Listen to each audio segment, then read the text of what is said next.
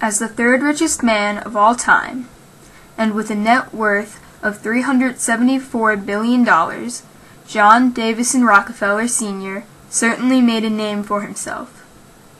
He earned this through his domination of the oil industry with one company, Standard Oil.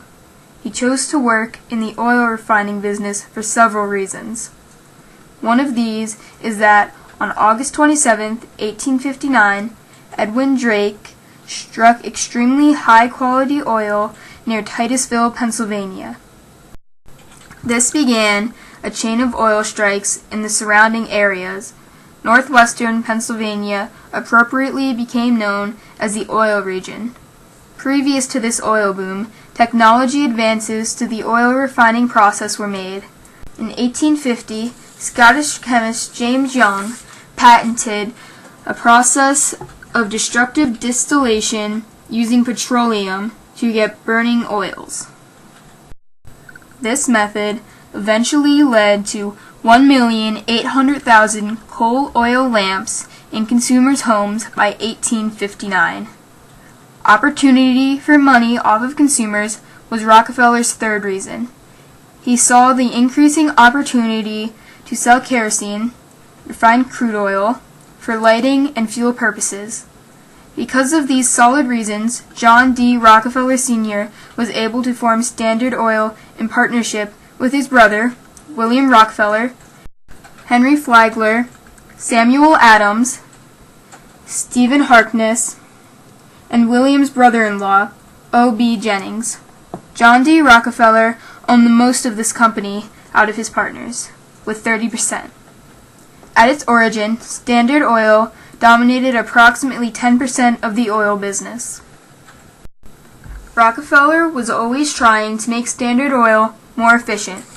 He once stated, "I believe that thrift is essential to well-ordered living and that economy is a prime requisite of a sound financial structure, whether in government, business, or personal affairs." He wanted to save money for both Standard Oil and consumers. He saved thousands through vertical and horizontal integration. Between 1870 and 1885, Standard Oil reduced refining costs from around 3 cents to only 452 thousandths of a cent. Rockefeller also used horizontal integration, which is the purchasing of competing companies in the same industry. He used the money he saved by using vertical integration to buy out the competing companies. By April of 1972, Standard Oil owned most of the oil refineries in Cleveland. Eventually, this company refined over 90% of the world's oil. He also made alliances with railroad companies, which saved him even more money. Rockefeller's horizontal integration strategy was used to lower oil prices competitively so that opponents would be thrown out of business. This strategy sent the economy soaring. Consumers saved immensely on oil, so they had more money to spend on oil-run products and more. Standard Oil also produced thousands of jobs. This enormously aided the blue-collar workers who were in need of jobs to make a living. John D. Rockefeller felt that he was doing the public a favor by organizing the oil industry and making it less chaotic. His business led people into a more modern time with oil and led the oil industry into a more profitable era. While some people praised Rockefeller, others saw him as an evil, greedy man who created a monopoly and used predatory price cutting to strike down his opponents. One of these individuals was Ida Tarbell. She was a muckraker who aimed to expose and eliminate injustices in America.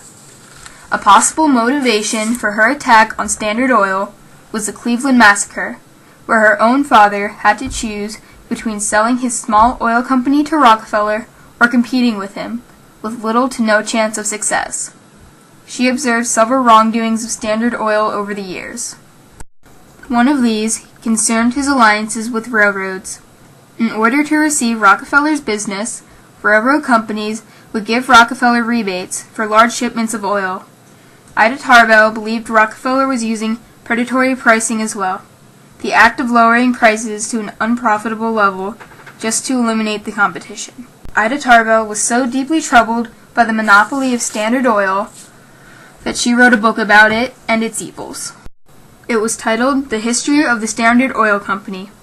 In it, she lists and explains what she feels is wrong about Standard Oil's practices.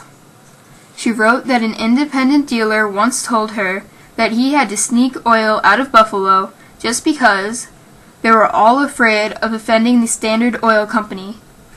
This book causes several people to go against Rockefeller and Standard Oil. Theodore Roosevelt became an opponent to the tycoon. Roosevelt is a key figure for the muckrakers since he has political influences. He was able to convince President Taft to go against Standard Oil.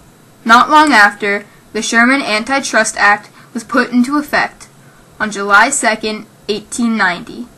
It was the first federal act to ever prohibit trusts. This act required Rockefeller to break down his company. Although Rockefeller actually made a profit from that, it did lessen his business powers. It also prevented Standard Oil from becoming a total monopoly. Some of the pieces of Standard Oil still exist today. A few of them are ExxonMobil, Texaco, Gulf, and Chevron. They remain successful companies to date. Rockefeller's legacy also lives on through his charity work. He was a very intelligent philosopher. His intentions were to help good people. He said, "Giving should be entered into in just the same way as investing. Giving is investing." He also said, "Charity is injurious unless it helps the recipient to become independent of it." John Davison Rockefeller was a man of his word. He did not like to waste, so he gave away a majority of his fortune.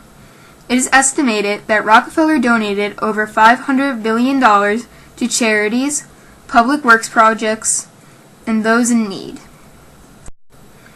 He would give coins to children and people he met. He believed that something was best remembered if there was a token to remember it by.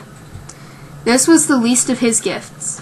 In 1889, John D. Rockefeller Sr. donated $35 million in gifts over 2 decades to help found the University of Chicago. In 1901, he created the Rockefeller Institute for Medical Research, which is now known as Rockefeller University. Then, in 1903, Rockefeller Sr. gave away $129 million to create the General Education Board, which would promote an American education without distinction of sex, race, or creed. One of his largest charity works is the Rockefeller Foundation. Its goal is to help people have a better quality of life and healthier living worldwide. The foundation has given over $14 billion to thousands of grantees worldwide. Scientist Norman Borlaug of the Rockefeller Foundation has even received a Nobel Peace Prize for his agricultural programs in Mexico and having saved an estimation of over 1 billion lives. In essence, Rockefeller has saved those lives as well by establishing the Rockefeller Foundation. This foundation, as well as all of Rockefeller's charity works, have encouraged both his children and grandchildren to care for others. Collectively, they have given millions of dollars to charities as well. John D. Rockefeller's Standard Oil led America into modern times while increasing accessibility to refined oil. It also served as an example for how to run a successful business in America. Although it was reduced in size and Rockefeller was deemed greedy by some, Standard Oil helped so many. Rockefeller also aided others and lives on through the remnants of his company and charity works.